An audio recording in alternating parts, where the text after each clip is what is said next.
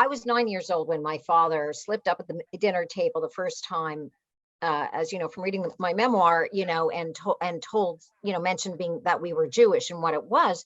But I had no reference, Ray, because, that was the 60s. There weren't any Holocaust survivors depicted on TV. Not only that, we didn't get a television until I was 11 by design. My father did not want to, let us know about the outside world. Now, that being said, I actually was on the Miss Helen show, which is the Canadian version of Romper Room. My father rented a television for the occasion. Anyhow, just to answer your question, I did not have reference. As you know, we grew up in a very middle class, upper middle class, Christian neighborhood, went to Catholic church religiously. By the age of 9, I believe I know I was baptized, but I think I was confirmed. And I don't know if I'd gotten all, everything, but I did not know from Jewish.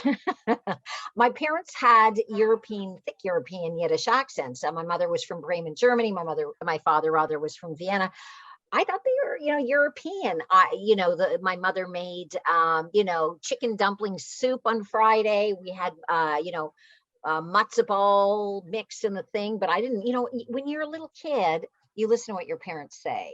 So no, I didn't know what it meant. I only knew that my father became extremely tense when he shared the information, and he was not to be messed with when he got angry. And I saw my father's PTSD triggered numerous times through my life. What really, sort of burned it into my soul that being Jewish was a scary thing, though, was starting that night, as detailed in the book. My father began waking me up in the middle of the night. And asking me to come into which was now my parents by that time were living in the same house, 7 kids, but they had separate bedrooms. Okay, that's another tangent of the story.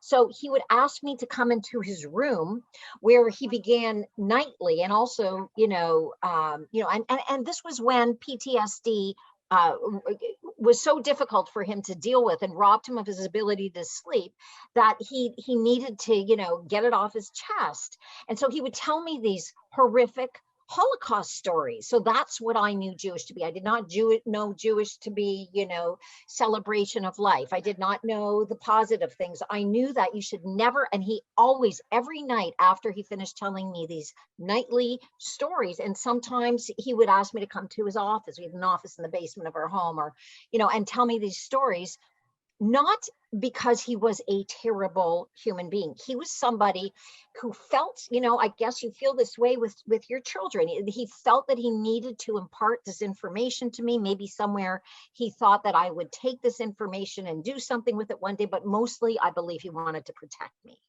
And so that was my reference. So I knew at the end of every session where he would share these scary stories, he would warn me, never, ever, ever tell anyone you're Jewish, or it will get you and our whole family killed. And he would say that multiple times. So it was really ingrained in me. So no, that was all I knew about Jewish, that Jewish people were hunted by Nazis, that the majority of my family had been murdered horribly, terrible things that happened, and so on. And, nothing to do with a nice schnitzel. Not that that's necessarily Jewish, but nothing to do, nothing to do with a nice, yummy Hamantaschen.